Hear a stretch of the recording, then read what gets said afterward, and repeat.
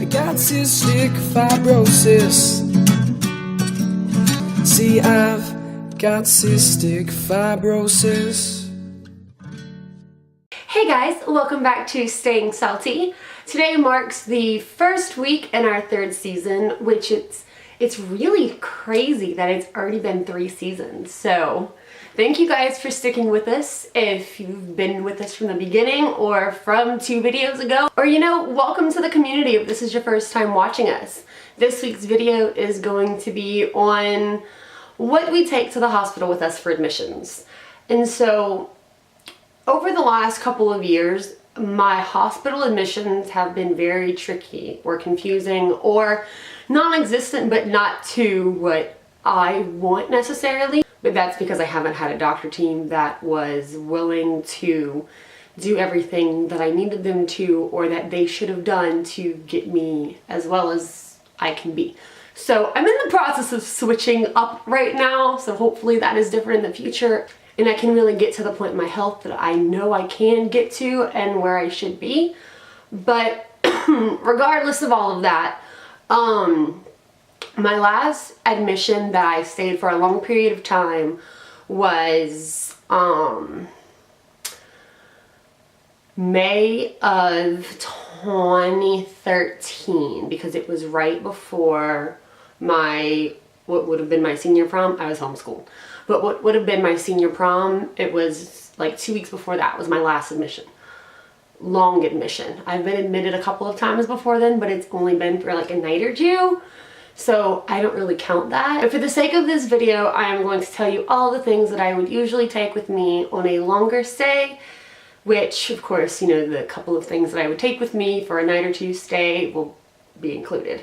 The first thing that's really important is like super thick fuzzy socks, because if you're in a hospital, your feet are going to be freezing. And I looked everywhere, I can't find any of my socks. My closet is a disaster right now.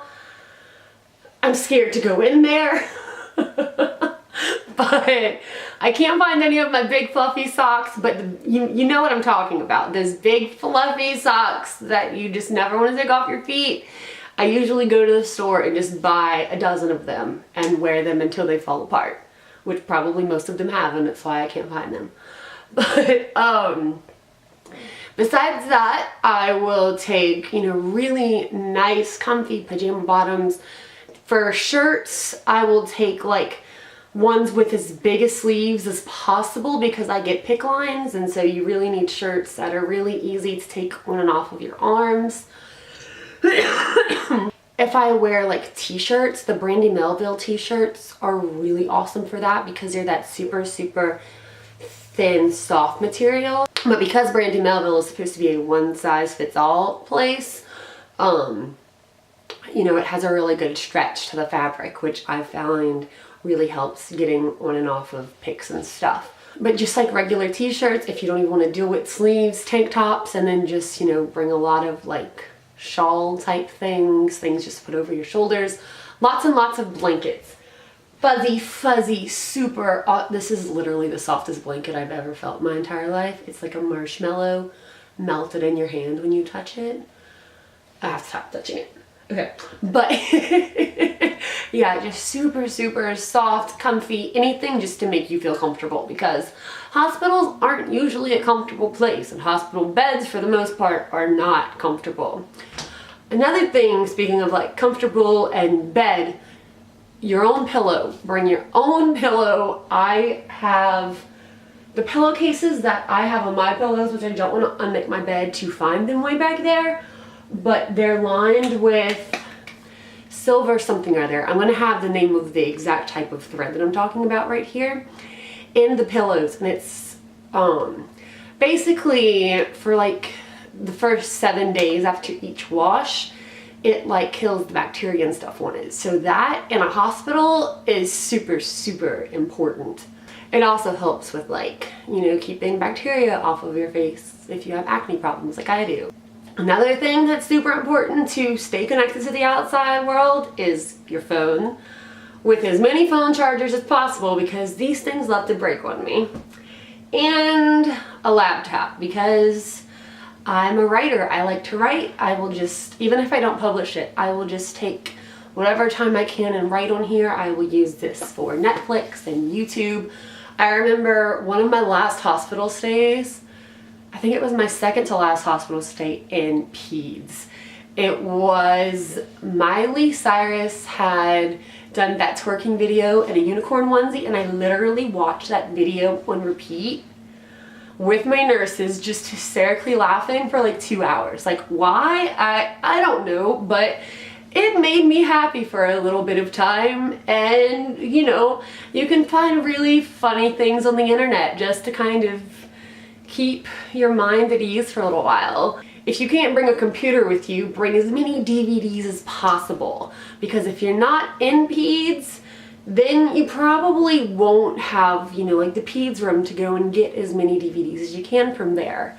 Another thing that is in the peds room that I've noticed they don't have in the adult wards is, you know, like board games and stuff. One of the funnest things that my dad and I would do whenever he would stay with me in the hospital in peds was we would just play as many board games as possible.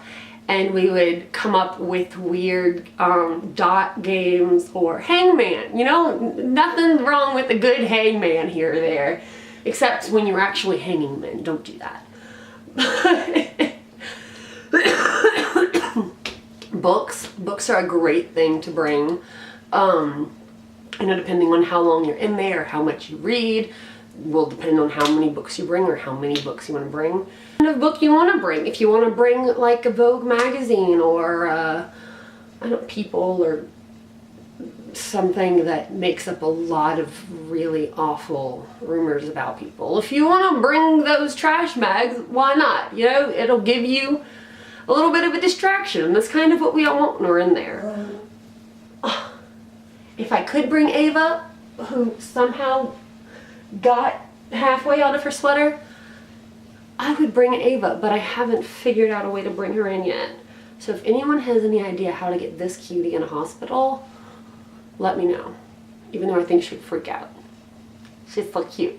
But speaking of Ava, I bring lots of pictures of Ava and I put them all over the room. Because I'm a weird mom like that. Yeah. For the medicine side of things, I bring all of my supplements with me just in case they don't have them in the hospital, which, because of how many I take, I know they're not going to have them in the hospital. I also bring extra enzymes because it's really difficult to get a hold of a nurse when you're like starving. I bring my own vest because my hospital doesn't have them on hand. I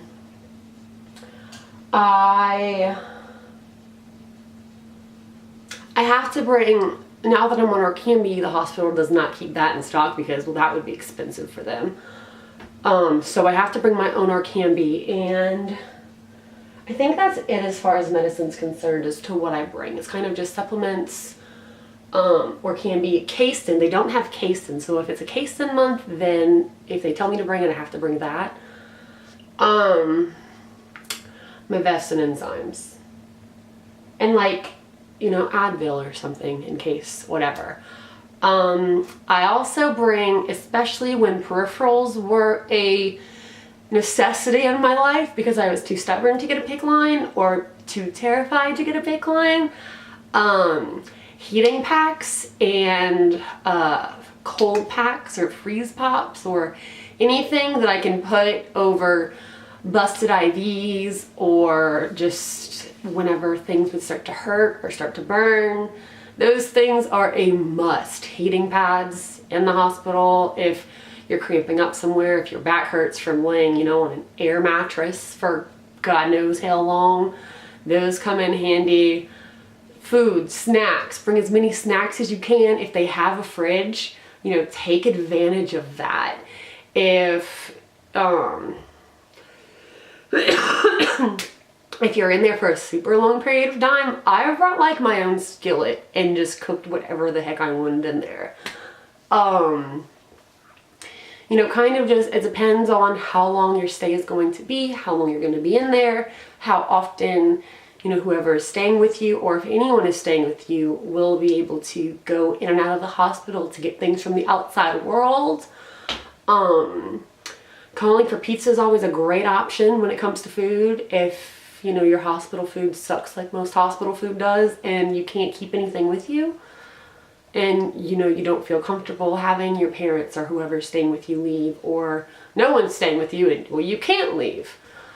Now that Postmates is a thing, I don't think we have it in our area, but I know in other places they have it. I think they should deliver to hospitals.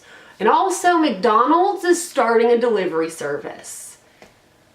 I'm excited about it because that's a big deal. You know, whatever skincare I'm using, shampoo, all of that stuff, you should bring that stuff.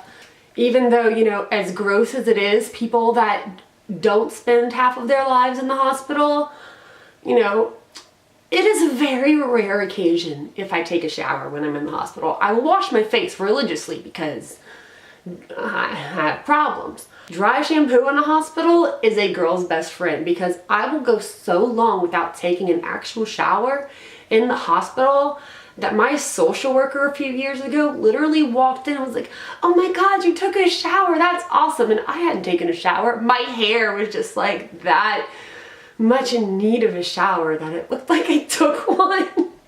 So, you know, yeah, it's a thing. No one really wants to duct tape a paper bag around their arm and you have to do weird things to take a shower. And, you know, it's either you have someone sponge bathe you or you try to bathe yourself, and then it's just, it can be a lot of work. So I usually just opt for going as long as humanly possible without taking a shower because I ain't gonna impress nobody. I mean, I'm in there recovering from life. So, yeah. Whenever I was younger, I had a specific outfit for day and night. I would change every day. I would wear like fancy dress clothes in the hospital, which, you know, if I'm feeling fancy, I'll bring an outfit just to do it.